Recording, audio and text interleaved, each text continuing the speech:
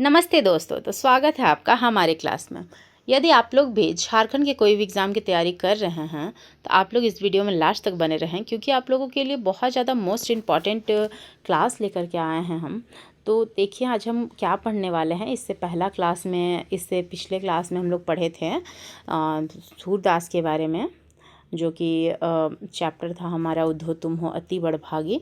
तो वो हम पूरा कवर किए थे, उसका क्वेश्चन आंसर भी कवर किए थे। यदि आप लोग उसको देखना चाहते हैं, पिछला वीडियो देखना चाहते हैं, तो इस चैनल पे जाकर के आप लोग देख लीजिए और इस वीडियो को आप लोग लास्ट तक देखिए, क्योंकि अभी जो झारखंड फील्ड वर्कर का एग्ज़ाम होने वाला है उसमें बहुत ज़्यादा इम्पॉर्टेंट ये क्लास होने वाला है, क्योंकि हिंदी का बहुत बड़ा रोल होता है झारखंड के एग्ज़ाम में। तो आप लोग जो है वो इस क्लास को यदि देख लेते हैं तो आप लोगों का ये राम लक्ष्मण परशुराम संवाद से क्वेश्चन नहीं छूटेगा, क्योंकि हम पूरा कवर करवाएंगे। जैसे कि आपका पूरा थ्योरी होगा, उसके बाद आपका ऑब्जेक्टिव टाइप क्वेश्चन भी होगा, वन लाइनर भी होगा, तो हर चीज़ हम कवर करवाएंगे। तो देखिए, चलिए स्टार्ट करते हैं हम लोग। जैसे हम लोग ये जो है वो राम लक्ष्मण परशुराम संवाद तुलसीदास जी ने लिखा था। तो तुलसीदास जी के बारे में, क्योंकि लेखक के बारे में भी क्वेश्चन जो है वो बहुत ज़्यादा पूछा जाता है एग्ज़ाम में, तो लेखक के बारे में पूछा जाता है, तो तुलसीदास जी के बारे में पहले हम लोग पूरा देख लेंगे अच्छे से। उसके बाद हम लोग इस चैप्टर पे जाएंगे और ये जो है वो हमारा देखिए इसका अर्थ भी देखेंगे, क्योंकि इस भाषा में हम लोगों को समझने में बहुत ज़्यादा कठिनाई होती है। तो चलिए हम लोग स्टार्ट करते हैं तुलसीदास जी के बारे में। तुलसीदास जी का जो जन्म था वो उत्तर प्रदेश के बांदा जिले में हुआ था। तुलसीदास जी का जन्म कहाँ हुआ था? तुलसीदास जी का जन्म उत्तर प्रदेश के बांदा जिले के राजापुर गांव में सन 1532 में हुआ था। ये आप लोगों को याद रखने की ज़रूरत है कि तुलसीदास जी का जन्म जो है वो कब हुआ था, तो 1532 में हुआ था। कुछ विद्वान उनका जन्म स्थान सोरो जिला एटा भी मानते हैं। कहाँ मानते हैं? सोरो जिला एटा भी मानते हैं। तुलसी जी का जो बचपन का नाम था, बचपन बहुत संघर्षपूर्ण था, बहुत ज़्यादा संघर्ष किए थे वो अपने बचपन में। जीवन के प्रारंभिक वर्षों में ही माता पिता से उनका विछोह हो गया। कहा जाता है कि गुरु कृपा से, कहा जाता है ऐसा कि गुरु कृपा से उन्हें राम भक्ति का मार्ग मिला। वे मानव मूल्यों के उपासक कवि थे। मानव मूल्यों के जो थे वो उपासक कवि थे तुलसीदास जी। राम भक्ति परंपरा में तुलसी अतुलनीय हैं। राम भक्ति करने में जो है वो अतुलनीय हैं, उनकी कोई तुलना नहीं कर सकता है। रामचरितमानस कवि की अनन्य राम भक्ति और उनके सृजनात्मक कौशल का मनोरम उदाहरण है। उनके राम मानवीय मर्यादाओं और आदर्शों के प्रतीक हैं, जिनके माध्यम से तुलसी ने नीति, स्नेह, शील, विनय, त्याग जैसे उदात्त आदर्शों को प्रतिष्ठित किया।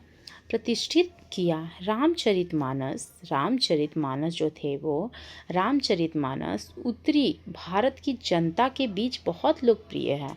इनका जो तुलसीदास जी का जो रामचरितमानस रचना है, वो जो है वो उत्तरी भारत की जनता को बहुत ज़्यादा लोकप्रिय वो लोग का बन गया रामचरितमानस के अलावा कवितावली, गीतावली, दोहावली, कृष्ण गीतावली, विनय पत्रिका आदि उनकी प्रमुख रचनाएं हैं। ये सारे जो है वो कौन कौन से रामचरितमानस, कवितावली, गीतावली, दोहावली और कृष्ण गीतावली, विनय पत्रिका, ये सारे क्या थे? तुलसीदास जी के जो है वो महत्वपूर्ण रचनाएं हैं। अवधी और ब्रज दोनों भाषाओं में उनका समान अधिकार था। वो जो है वो अवधी में भी अपना रचना करते थे और हैं सो वो ब्रज में भी करते थे। तो अवधी और ब्रज दोनों भाषाओं पर उनका समान अधिकार था। सन 1623 में, ये आप लोगों को याद रखना है, आप लोगों को अभी बताएं हम कि 1532 में उनका जो है वो जन्म हुआ था और 1623 में उनकी मृत्यु हो गई थी। उनकी मृत्यु कहाँ पे हुई है? 1623 में कहाँ पे हुई है? उनकी मृत्यु जो है वो काशी में हुई है। उनकी मृत्यु कहाँ हुई? उनकी मृत्यु काशी में हुई। और उनका जन्म कहाँ पे हुआ? बांदा जिले के राजापुर गांव में। कहाँ, क्या बोल सकते हैं कि कि बांदा जिले के राजापुर गांव में, तो यूपी में मान लीजिए, यूपी के बांदा जिले के राजापुर गांव में तुलसीदास जी का जन्म हुआ था। कब हुआ था? 1532 में। उनकी मृत्यु हुई 1623 में। तुलसी ने रामचरितमानस की रचना अवधी में और विनय पत्रिका तथा कवितावली की रचना ब्रज भाषा में, जैसे कि कौन कौन सा रचना जो था, क्योंकि तुलसीदास जी तो जो थे उनका रचना ब्रज में भी और अवधी में दोनों भाषा में किया गया था। ठीक है, तो तुलसी ने रामचरितमानस की रचना अवधी में की, रामचरितमानस की रचना जो है वो अवधी भाषा में की, और विनय पत्रिका तथा कवितावली की रचना ब्रज भाषा में की। विनय पत्रिका और कवितावली ये किस भाषा में लिखे थे? तो ब्रज भाषा में। और तुलसी ने रामचरितमानस की रचना अवधी में की। तुलसीदास जी जो है वो ऐसा क्वेश्चन पूछा जा सकता है कि रामचरितमानस जो है वो कौन से भाषा में लिखा गया था? तो कौन से भाषा में? अवधी भाषा में। और विनय पत्रिका और कवितावली की रचना ब्रज भाषा में की गई। उस समय प्रचलित सभी काव्य रूपों को तुलसी की रचनाओं में देखा जा सकता है। रामचरितमानस का मुख्य छंद चौपाई है। रामचरितमानस का जो है वो मुख्य छंद कौन सा है? चौपाई है। तथा बीच बीच में दोहे, सोरठे, हरि गीतिका तथा अन्य छंद पिरोए गए हैं। विनय पत्रिका की रचना गेय पदों में हुई है। विनय पत्रिका की रचना जो है वो गेय पदों में हुई है। कवितावली में सवैया और कवि छंद की छटा देखी जा सकती है। उनकी रचनाओं में प्रबंध और मुक्तक दोनों प्रकार के काव्य का उत्कृष्ट रूप है।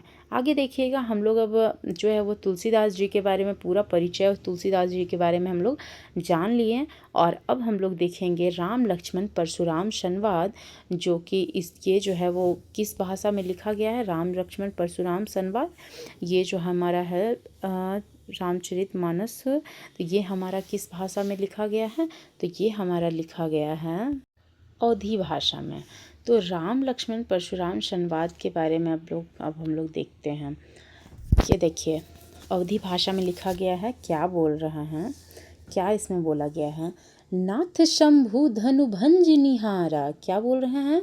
नाथ शंभु धनु भंज निहारा, हो यही केऊ एक दास तुम्हारा। कौन ऐसा बोल रहे हैं? राम जी परशुराम को बोल रहे हैं। नाथ शंभु धनु भंज निहारा, हो ही केहू एक दास तुम्हारा।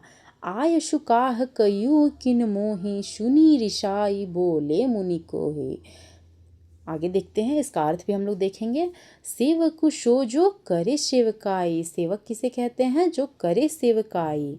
अरि करनी करी करी लड़ाई, सुनहु राम जे ही शिव धनु तोरा, सहस बाहु सम सो रिपु मोरा। सो बिलगाओ बियाई समाजा, न त मारे जही सब राजा। आगे देखते हैं हम लोग।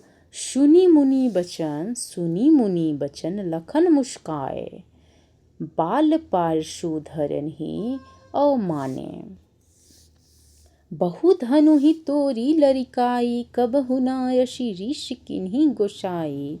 एहू धनु पर ममता के ही हेतु, मतलब यही धनुष पर इतना ज़्यादा ममता क्यों है?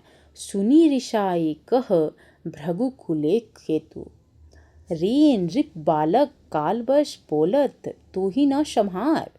धनु ही सम त्रिपुरारी धुनु, विदित सकल संसार। अब देखिए क्या बोलते हैं, इसका अर्थ क्या निकल के आता है।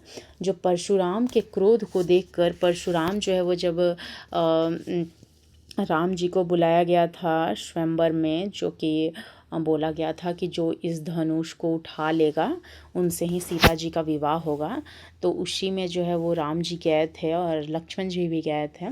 तो राम जी जो है वो उस धनुष को मतलब बस टच ही किए कि वो टूट गया। उसके बाद जब परशुराम जी आए तो वो क्या बोलने लगे, परशुराम जी बहुत ज़्यादा क्रोध हो गए और परशुराम के क्रोध को देखकर श्री राम बोले, परशुराम के क्रोध को देखकर श्री राम बोले, हे नाथ, शिव जी के धनुष को तोड़ने वाला आपका ही कोई एक दास ही होगा। क्या बोले कि शिव जी के धनुष को तोड़ने वाला आपका कोई एक दास ही होगा। क्या आज्ञा है, क्या बोले, क्या आज्ञा है, मुझसे क्यों नहीं कहते, क्या बोले, क्या आज्ञा है, मुझसे क्यों नहीं कहते। यह सुनकर मुनि क्रोधित होकर बोले कि सेवक वह होता है जो सेवा कर शत्रु का काम करके तो लड़ाई ही करनी है। क्या बोले, क्या बोले, देखिएगा, मुझसे क्यों नहीं कहते, ऐसा जब राम जी बोले तो जो है वो परशुराम जी क्या बोलते हैं, ये सुनकर वो क्या बोलते हैं, मुनि क्रोधित होकर बोले कि सेवक वह होता है, क्या बोले कि सेवक वह होता है जो सेवा करे, शत्रु का काम करके तो लड़ाई ही करनी चाहिए। हे राम सुनो, जिसने शिवजी के धनुष को तोड़ा है, क्या बोले, जिसने शिवजी के धनुष को तोड़ा है वह सहस्र बाहु के समान मेरा शत्रु है। ऐसा परशुराम जी बोले कि जो इस धनुष को तोड़ा है वो मेरा शत्रु है, वह इस समाज को छोड़कर अलग हो जाए, नहीं तो सभी राजा मारे जाएंगे। ऐसा परशुराम जी बोल रहे हैं कि जो भी इस धनुष को तोड़ा है वो समाज से अलग हो जाए, वरना सभी जितने भी राजा हैं वो सभी मारे जाएंगे। परशुराम के वचन सुनकर लक्ष्मण जी मुस्कुराए और उनका अपमान करते हुए बोले, लक्ष्मण जी जो है वो मुस्कुराए और उनका अपमान करते हुए बोले, बचपन में हमने बहुत सी धनुहियाँ तोड़ डाली, किंतु आपने ऐसा क्रोध कभी नहीं किया। इसी धनुष पर ममता किस कारण से है। यह सुनकर भृगवंश की ध्वजा स्वरूप परशुराम जी क्रोधित होकर कहने लगे, अरे राजपुत्र, काल के वश में होकर भी तुझे बोलने में कुछ होश नहीं है। सारे संसार में विख्यात शिव जी का यह धनुष क्या धनु ही के समान है। क्या बोले कि जितने भी संसार में धनुष हैं वो क्या ये शिव जी के धनुष के समान है। ऐसा बोलते हैं, कौन बोलते हैं, परशुराम जी बोलते हैं। तो देखिए हम लोग दूसरा पद देखेंगे, लखन कहाँ हंसी हमरे जाना, क्या बोल रहे, लखन कहाँ हंसी हमरे जाना, सुनहु देव सब धनुष समाना। ऐसा बोल रहे हैं लक्ष्मण कि हंस करके कि सारे धनुष जो है वो समान हैं, समाना। का क्षति लाभु जुन धनु तोरे, देखा राम नयन के भोरे। छूत टूट रघुपत हूँ न दोषू, मुनि बिनु काज करू कत रोषू। क्या बोल रहे हैं, आप तो बिना काम का ही रुस रहे हैं। देखिए इसका हम लोग अर्थ भी देखेंगे। क्या बोल रहे हैं, बोले चिते परशु की ओरा, रे सठ सुनहि सुभाऊ न मोरा। बालकु बोली बधो नहीं तो ही, केवल मुनि जड़ जान ही मोही। बाल ब्रह्मचारी अति कोही, विश्व विदित क्षत्रिय कुल द्रोही। भुज बल भूमि भूप बिनु किन्ही, विपुल बार मही देव नह दिन्ही। सहस बाहु भुज छेद निहारा, परशु पिलो को मही पुकारा। ठीक है, आगे देखिएगा। मातु पिता ही जनी सोच बस करशी, महिष किशोरा गर्भन के अभरक दलन परशु मोरे अति घोरा। इसका देखिएगा क्या अर्थ निकल के आता है। लक्ष्मण जी जो है वो हंसकर बोले, लक्ष्मण जी ने हंसकर कहा, हे देव सुनिए, हमारे जान में तो सभी धनुष एक से ही हैं। पुराने धनुष के तोड़ने में क्या हानि क्या लाभ। श्री रामचंद्र जी ने तो इसे नवीन के धोखे से देखा था, परंतु यह तो छूते ही टूट गया। इसमें रघुनाथ जी का कोई भी दोष नहीं है। मुनि, आप बिना ही कारण किस लिए क्रोध करते हैं। परशुराम जी अपने फरसे की ओर देखकर बोले, अरे दुष्ट, तूने मेरा स्वभाव नहीं सुना। मैं तुझे बालक जानकर नहीं मारता हूँ। अरे मूर्ख, क्या तू मुझे नीरा मुनि ही जानता है।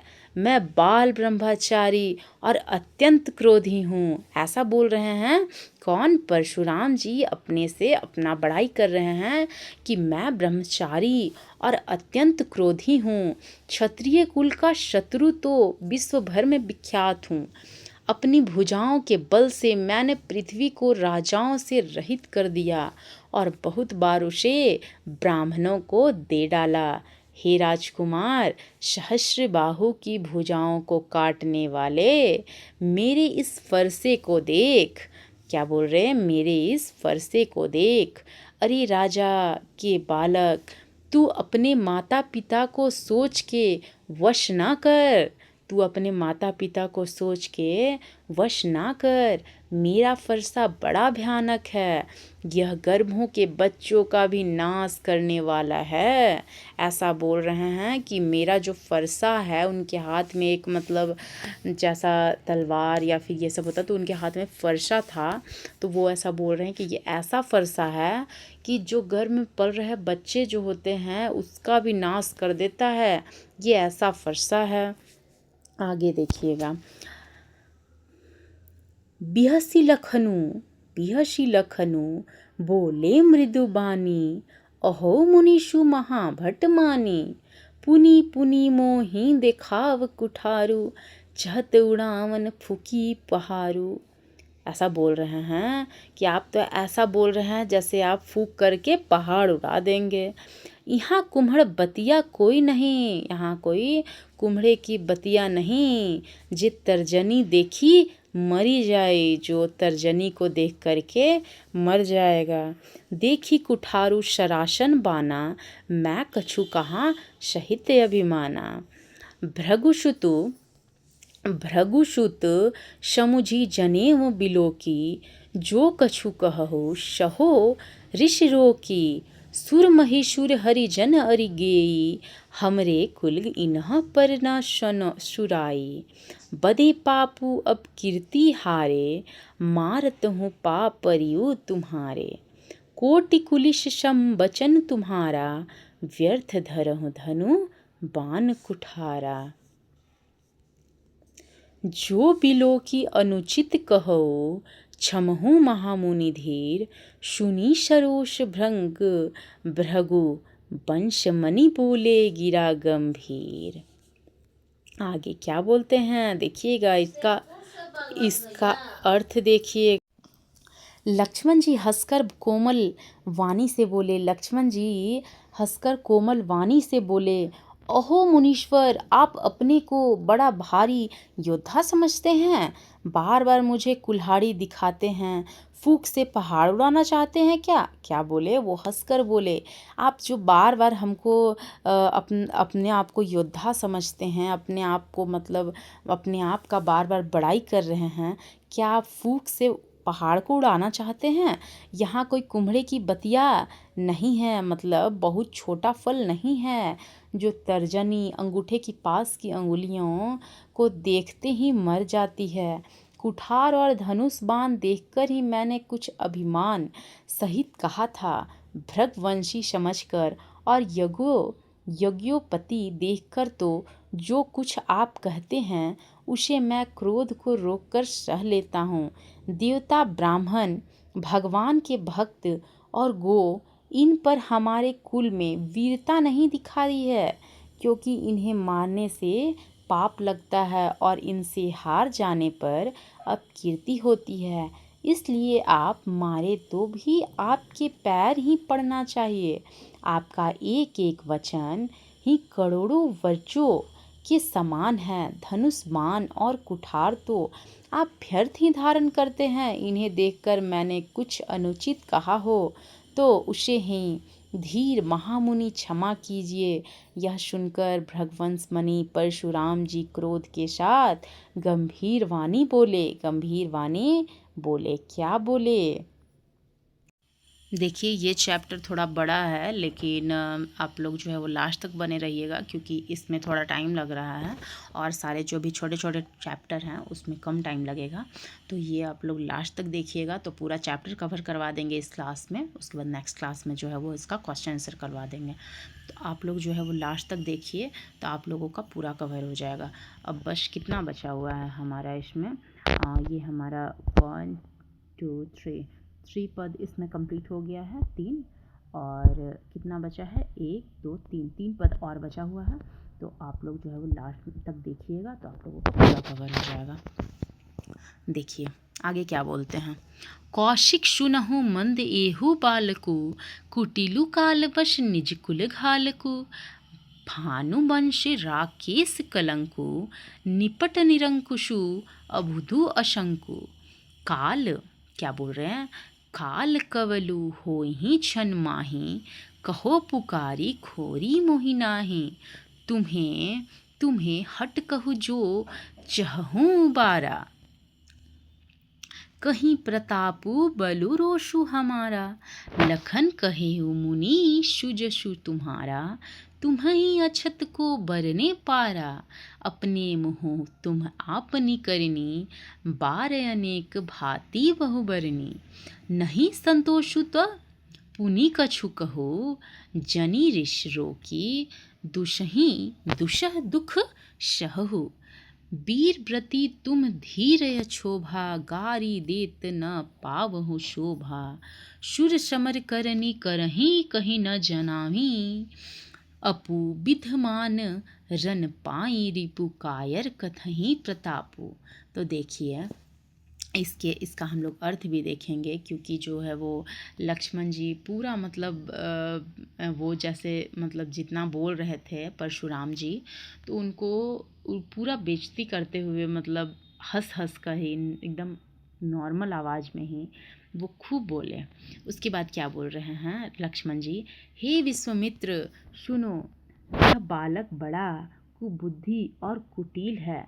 ऐसा मतलब विश्वामित्र को, जैसे परशुराम जी जो है वो विश्वामित्र के साथ ही ना आए थे राम लक्ष्मण जी, तो वही विश्वामित्र को बोले कि हे विश्वामित्र सुनो, यह बालक बड़ा कुबुद्धि और कुटिल है, काल के वश होकर यह अपने कुल का घातक बन रहा है, यह सूर्यवंश रूपी पूर्ण चंद्र का कलंक है, यह बिल्कुल उद्दंड मूर्ख और निडर है, अभी क्षण भर में यह काल का ग्रास हो जाएगा, मैं पुकार कर कह देता हूँ, फिर मुझे दोष नहीं देना, यदि तुम इसे बचाना चाहते हो तो हमारा प्रताप बल और क्रोध बतलाकर इसे मना कर दो। ऐसा बोले परशुराम जी कि ऐसा लक्ष्मण जी को बोल दो और इसे बता दो। तो लक्ष्मण जी ने कहा, फिर देखिए लक्ष्मण जी फिर से क्या बोलते हैं, हे मुनि, आपका सुयश आपके रहते दूसरा कौन वर्णन कर सकता है, आपने अपने मुँह से ही अपनी करनी अनेकों बार बहुत प्रकार से वर्णन की है, इतने पर भी संतोष न हुआ हो तो फिर कुछ कह डालिए। देखिए फिर से हंसते हंसते ये फिर से बोलते हैं, डालिए क्रोध क्रोध रोककर असहाय दुख मत सहिए, आप वीरता का व्रत धारण करने वाले धैर्यवान और क्षोभ रहित हैं, गाली देते शोभा नहीं पाते, सूरवीर तो युद्ध में सूरवीरता का प्रदर्शन करते हैं, कहकर अपने को नहीं जनाते, शत्रु को शुद्ध में उपस्थिति पाकर कायर ही अपने प्रताप की डींग मारता है। ऐसा बोलते हैं कौन, लक्ष्मण जी परशुराम जी को।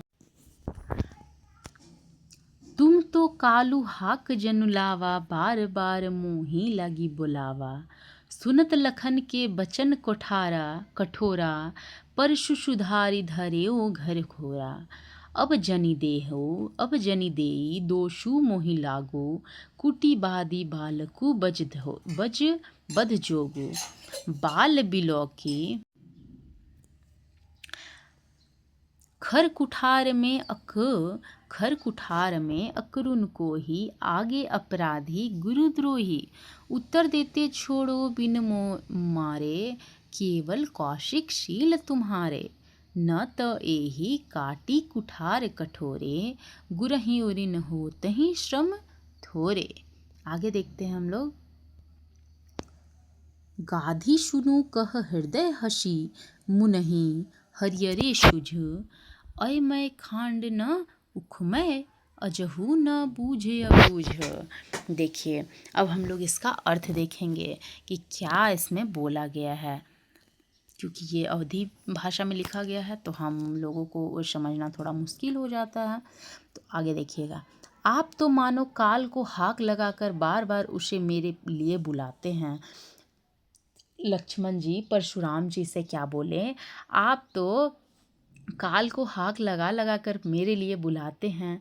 लक्ष्मण जी के कठोर वचन सुनते ही परशुराम जी ने अपने भयानक फर्शे को सुधार कर हाथ में लिया और बोले, अब लोग मुझे दोष न दे, यह कड़वा बोलने वाला बालक मारे जाने के योग्य ही है।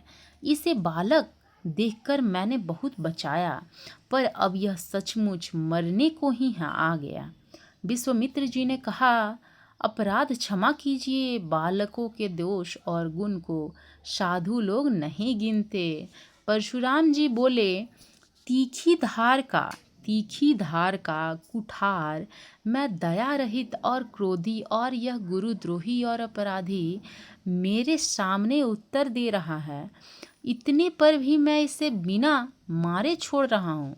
सो हे विश्वामित्र, केवल तुम्हारे प्रेम से नहीं तो इसे इस कठोर कुठार से काटकर थोड़े ही परिश्रम से गुरु से उरीन हो जाता।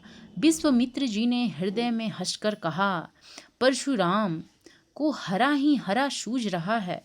परशुराम को हरा ही हरा सूझ रहा है, अर्थात सर्वत्र विजयी होने के कारण ये श्री राम लक्ष्मण को भी साधारण क्षत्रिय ही समझ रहे हैं, किंतु यह फौलाद की बनी हुई खांड है, रस की खांड नहीं, जो मुंह में लेते ही गल जाए। खेद है मुनि, अब भी बेसमझ बने हुए हैं, इनके प्रभाव को नहीं समझ रहे हैं।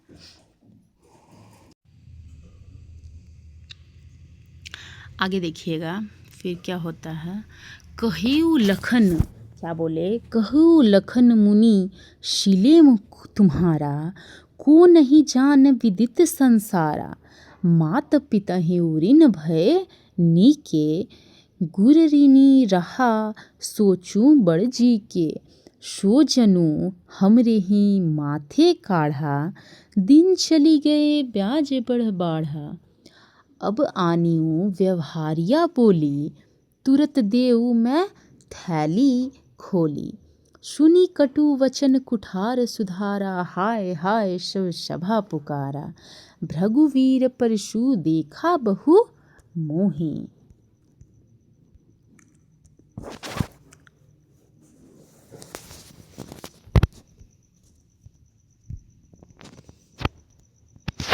विप्र बिचारी बचो नृपद्रोही, मिले न कबहु सुभट रन गाढ़े। द्विज देवता धरही के बाढ़े, अनुचित कहीं सबू लोग पुकारे। रघुपति शयन ही लखनु निवारे, लखन उतरे आहुत सरिस भृग कोप कृशानु। बढ़त देखी जल संवचन बोले रघुकुल भानु। अब इसका अर्थ देखेंगे, ये आप लोगों का लास्ट है तो थोड़ा सा बस और रुक जाइए तो पूरा कंप्लीट हो जाएगा। लक्ष्मण जी ने कहा, हे मुनि, आपके प्रेम को कौन नहीं जानता, वह संसार भर में प्रसिद्ध है। आप माता पिता से तो अच्छी तरह उऋण हो ही गए, अब गुरु का ऋण रहा, जिसका जी में बड़ा सोच लगा रहा है, वह माना हमारे ही मत्थे काढ़ा था। बहुत दिन बीत गए, इससे ब्याज भी बहुत बढ़ गया होगा। अब किसी हिसाब करने वाले को बुला लाइए तो मैं तुरंत थैली खोल कर दे दूं। लक्ष्मण जी ने कड़वे वचन सुनकर परशुराम जी ने कुठार संभाला। सारी सभा हाय हाय करके पुकार उठी। लक्ष्मण जी ने कहा, हे भृगु श्रेष्ठ, आप मुझे फरसा दिखा रहे हैं, पर है राजाओं के शत्रु। मैं ब्राह्मण समझकर बचा रहा हूँ आपको, कभी रणधीर बलवान वीर नहीं मिले हैं। हे ब्राह्मण देवता, आप घर ही में बड़े हैं, यह सुनकर अनुचित है कहकर सब लोग पुकार उठें। अब श्री रघुनाथ जी ने इशारे में लक्ष्मण जी को रोक दिया। लक्ष्मण जी के उत्तर से जो आहूत के समान थे, परशुराम जी के क्रोध रूपी अग्नि को बढ़ते देखकर रघुकुल के सूर्य श्री रामचंद्र जी जल के समान शांत करने वाले वचन बोले। तो देखिए आप लोगों का ये चैप्टर कंप्लीट हो गया है। तो हम जो है वो अभी बहुत लंबा वीडियो हो जाएगा। अभी 30 मिनट का वीडियो हो चुका है, तो और लंबा वीडियो ना हो इसलिए जो है वो नेक्स्ट वीडियो में देखिए ये वन लाइनर क्वेश्चन और ऑब्जेक्टिव टाइप क्वेश्चन सारा हम करवा देंगे, जो कि मोस्ट इम्पॉर्टेंट है अभी जो फील्ड वर्कर का एग्ज़ाम होने वाला है उसके लिए। तो आप लोग जो है वो इस वीडियो को पूरा देखिए और नेक्स्ट वीडियो में भी आइएगा यदि आप लोगों को ऑब्जेक्टिव टाइप क्वेश्चन और वन लाइनर क्वेश्चन करना है, क्योंकि देखिए आप लोग जो है वो हिंदी में बहुत ज़्यादा मार्क्स उठा सकते हैं। ये स्कोरिंग सब्जेक्ट होता है, तो आप लोग जो है वो इसमें 100 मार्क्स का हिंदी होता है। तो यदि आप लोग कृतिका और क्षितिज भाग 2 दोनों यदि कंप्लीट कर लेते हैं तो आप लोग आराम से मतलब 90-95 तक मार्क्स उठा सकते हैं। तो इसलिए थैंक यू, और आप लोग अच्छे से इस वीडियो को देखिए। Okay, thank you.